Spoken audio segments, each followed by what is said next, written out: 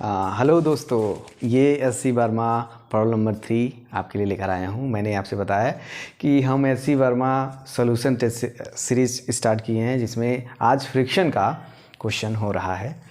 Question number 3 क्या कह रहा है? A block of mass m is kept on a horizontal table. साफ साफ कह रहा है कि एक हॉरिजॉन्टल टेबल है, बना लिया और उस पर स्मॉल m मास का एक ब्लॉक रखा है, सिंपल सा, कोई ज़्यादा हुकस पुकस नहीं है।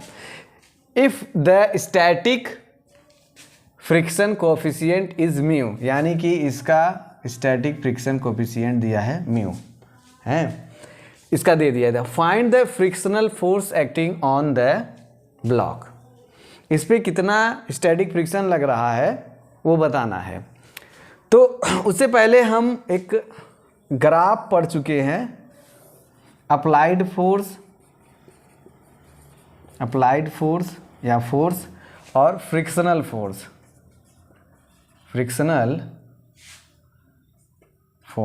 के बीच का। किसी बहुत सारे लोगों को याद होगा, बहुत सारे लोगों को नहीं याद होगा। तो उसमें क्या था कि एक लिमिट तक ये ग्राफ सीधा आता है, जहाँ पे ये मैक्सिमम वैल्यू जाती है उसको बोलते हैं लिमिटिंग फ्रिक्शन। ये मैक्सिमम फ्रिक्शन होता है, जिसको एफ मैक्स से शो करते हैं। उसके बाद क्या होता है कि फ्रिक्शन की वैल्यू यानी फ्रिक्शनल फोर्स की वैल्यू घटती है और कांस्टेंट हो जाती है। अब देखो हम बताते हैं, ये कर्व आया है, कौन सा लीनियर कर्व आएगा, इसको बोलते हैं स्टैटिक फ्रिक्शन। और ये मैक्सिमम को लिमिटिंग फ्रिक्शन, और इसको बोलते हैं काइनेटिक फ्रिक्शन।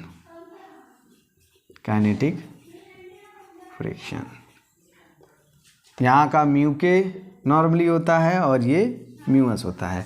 तो म्यू के का जो कोफिशिएंट होता है वो थोड़ा सा कम होता है म्यू एस से, इस वजह से इसकी वैल्यू घट जाती है और कांस्टेंट हो जाती है। कितना भी फोर्स लगाओ इसकी वैल्यू नहीं बढ़ेगी, जो वैल्यू हो गई है। लेकिन जब स्टैटिक फ्रिक्शन होता है तो जैसे जैसे अप्लाइड फोर्स बढ़ता है वैसे वैसे इसकी वैल्यू बढ़ती जाती है। तो यहाँ पे देखो, तो यहाँ पे हमने कोई फोर्स ही नहीं लगाया, यहाँ पे mg है और इसका एक नॉर्मल है जो mg के बराबर होगा। कितने लोग होंगे? हाँ, फ्रिक्शनल फोर्स लगा देंगे म्यू एस एन। तो म्यू एस की वैल्यू म्यू दिया है, एन की वैल्यू mg, ये निकाल लाते हैं। अरे यार, पहले ये भी तो देखो, अप्लाइड फोर्स क्या है? इसका 0 है। अगर हम मान भी लें कि चलो इस तरह हो रहा है, आप कभी ध्यान नहीं देते हो कि इस तरह का हम बनाते थे। फ्रिक्शन फोर्स पीछे लग रहा है क्योंकि इसका वेलोसिटी, रिलेटिव वेलोसिटी आगे की तरफ है, तो उसी वेलोसिटी के अपोज में फ्रिक्शन लगेगा। तो हमने फोर्स आगे लगाया है, फ्रिक्शन पीछे लगा है, रिलेटिव वेलोसिटी आगे। एक्सेलरेशन हमने नहीं दिया है क्योंकि कुछ नहीं दिया था, चलो उसको भी दे देते हैं कि हाँ मान लेते हैं। ये कंप्लीट फिगर आप बहुत बार देखे होंगे। तो इसका इक्वेशन लिख लेते हैं यहाँ पे। तो मान लो तो इसी डायरेक्शन में एफ माइनस एफ एस, ये चलो हटा ही देते हैं, एफ एस बराबर एम इंटू ए। एक्सेलरेशन 0 दिया हुआ है, कुछ दिया ही नहीं है। फोर्स 0 दिया है, ये भी 0, ये भी 0, तो एफ एस की वैल्यू 0 आ गई, साफ साफ दिख रही है। तो एफ एस की वैल्यू ये नहीं होगा, एफ एस की वैल्यू यहाँ पे क्या होगा? एफ एस की वैल्यू 0 होगा। क्यों? क्योंकि अप्लाइड फोर्स 0 है और ग्राफ से भी पता चल रहा है कि जब कोई फोर्स अप्लाइड ना किया हो तो उसकी वैल्यू 0 होती है। ये नहीं करना है, ये तब होता है जब इस पर कोई फोर्स लगाया जाता है।